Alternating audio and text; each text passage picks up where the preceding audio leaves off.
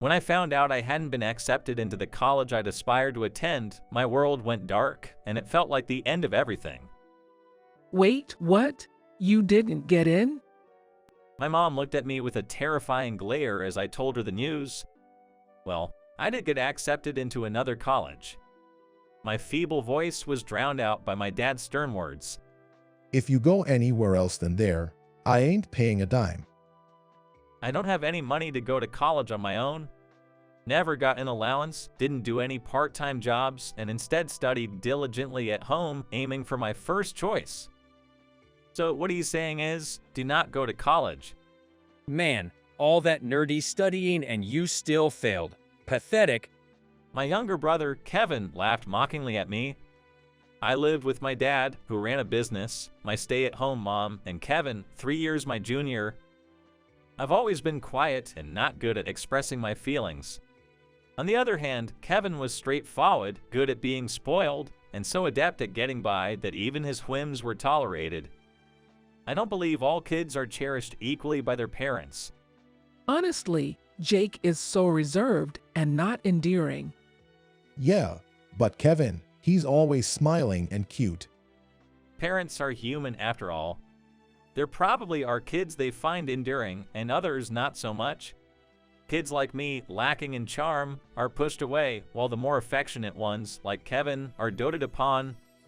Despite being the older brother, only Kevin got new clothes, shoes, candies, and toys, while I was given hand-me-downs from neighbors. Still, I was starved for my parents' love. I devoted myself to studying for college entrance exams, hoping that if I got into a prestigious school, they might finally accept me. I had even been told by my teachers that I was almost certain to get in. But on the day of the exams, the pressure got to me and I fell ill. I forced myself to go to the exam venue, but I couldn't even complete half of the test. I deciphered the underlying meaning of my parents' words that they won't pay for my college, it's time for me to leave this house. And so, after high school, I left home. I'm leaving. As I muttered this and left, not a single family member was there to see me off. I didn't have much money on me. I got on a train without any destination in mind and headed, for some reason, towards the coast. I got off at a station overlooking the sea, and as I aimlessly stared at it, my stomach grumbled. I thought I should eat something, but the feeling of utter hopelessness only grew stronger. I lay down on the beach, curling up. No one would grieve if I die now. Not Dad, Mom, or even Kevin. But then, my body was shaken by someone. Hey, are you okay? I opened my eyes to find a girl about middle school age looking at me with concern. I'm sorry, I'm okay. I sat up, and the growl of my empty stomach made me blush. Did you run away from home? Before I could think of a response, she took my hand. We run a hotel. Come eat something, then you can tell me what happened. I was led to a hotel called Seaside Inn. Mom, this guy was passed out at the beach. Please, give him something to eat. The girl called out to an elegant woman in a dress, who frowned.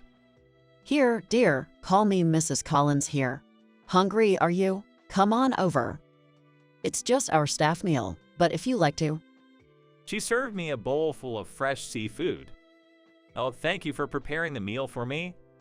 I was so captivated by the deliciousness that I eagerly ate with my fork. So, why were you lying on the beach? Mrs. Collins asked, and I explained how I ended up here. I was on the brink of despair, thinking I'd have to live on my own from now on. Your daughter brought me here, and you treated me to such a wonderful meal. It made me realize that life is not all bad, and that I should keep pushing forward. Thank you. I expressed my gratitude many times. Mrs. Collins placed her hands on my shoulders. Hey, how about you working here for us? Also, you can live here. Hearing this, her daughter brightened up instantly. Why not? Touched by the warmth of the two, tears welled up in my eyes. Thank you. I look forward to working with you. From that day, I was given a room in the hotel to live in and began working behind the scenes. My tasks included cleaning guest rooms, hallways, bathrooms, making beds, and other essential tasks that guests wouldn't necessarily see but were crucial. It was hard at first, but Mrs. Collins and the other employees treated me warmly like I was family. The owner chef, who is Mrs. Collins' husband, always made sure I had a hearty meal, saying, "You are still growing, so eat up." Despite his intimidating appearance like a gangster, he was caring and kind-hearted. Mrs. Collins' daughter, named Sarah, often came to the common room of the dormitory after I finished work. I'd help her with homework or we'd play video games together. You seem more relaxed now compared to when you first came. Mrs. Collins remarked one day. Looking in the mirror later, I felt she was right. It was all thanks to the kind-hearted people at the hotel. Wanting to give them back, I became even more dedicated to my job. After a few years, I was assigned to work at the front desk. I never thought I could handle interacting with guests, but now I can naturally serve them with a smile. I've been assigned front desk duties. I immediately texted Sarah. She had gone to New York for college to learn about business management for the hotel's future. With Sarah planning to take over Seaside Inn, I was determined to support the hotel wholeheartedly. After graduating, Sarah returned and began working as the young manager. I want to liven up Seaside Inn even further. Jake, I need your help. She begged me to discuss how to attract more guests to the hotel. We need to put forth the best of what the hotel has to offer without changing the current facilities. The specialty of Seaside Inn is, of course, the mouth-watering dishes prepared by the owner chef. Until now, meals were served either in rooms or in a large dining hall, so I proposed transitioning the dining hall meals to a buffet style. Also introduced a late-night snack buffet set after 10 p.m. included in the room rate. This new plan was a hit, especially among couples, young families, and groups of friends, filling our bookings months in advance. One day, I was cleaning a guest room. A back-of-house staff member had fallen ill, and we were short on hands, so I decided to help out. I have learned to do various jobs in the hotel, as I proactively offer help wherever it is needed, whether it's the back-of-house team, maids, or the kitchen when we are short-staffed. As I was changing the bed linens, I overheard Mrs. Collins' voice from the corridor. Your room is right this way. She was guiding guests. I glanced up to see the guests she was leading, and I was stunned. It was my parents and younger brother. Beside my brother stood a beautiful woman. Never thought I'd see you here. He sneered, looking at me with disdain. You can't do anything but clean at your age. We did right by kicking you out. My mother mocked, with my brother joining in the ridicule. Haha, it's so pathetic. I've taken over my dad's business and married the daughter of a renowned businessman. Quite a contrast to you, isn't it? I clenched my fists tightly. I take pride in my job here. Behind-the-scenes work is essential for a hotel. There's nothing to be ashamed of. These words were not only for myself, but also for everyone at the hotel who had been taking care of me. Suddenly, Mrs. Collins swiftly turned on her heel. I'm sorry, I mistakenly showed you the wrong place. Please follow me this way. Would you like to join as well, Jake? Prompted by her, I curiously followed. From our earlier conversation, she should have realized that they are my family. Is she trying to reconcile us as a family? Right this way. The place she showed us was the entrance. What the hell is going on? My mother, visibly angry, confronted Mrs. Collins, who remained calm. Jake is not only a valuable employee to us, but also like a family. We will not allow anyone who pressures him, kicks him out of his home, and mocks his feelings to stay in our hotel. We've already paid our room charges. We have every right to stay here as customers. Jake, who left home on his own, is no longer part of our family. I felt a surge of anger within me at my father's words. At that moment, I heard footsteps running down the hallway. Catherine, I entered the room, but you weren't there. What happened? It was Sarah, the junior landlady. Then, the woman standing next to my younger brother turned to Sarah. I was so shocked too. Who would have thought that Kevin, my fiancé, and his parents were the family who abandoned Jake? Sarah and Catherine had been college friends. Sarah had often talked about me to Catherine during their college days. It was Catherine's idea to stay at the hotel today. Catherine firmly addressed Kevin. I'm breaking off our engagement. I've heard from Sarah about how wonderful a person Jake is. After hearing those harsh words earlier, I understand how poorly your family treated him. I'll report this to my father. Kevin's face turned pale, and he was at a loss for words.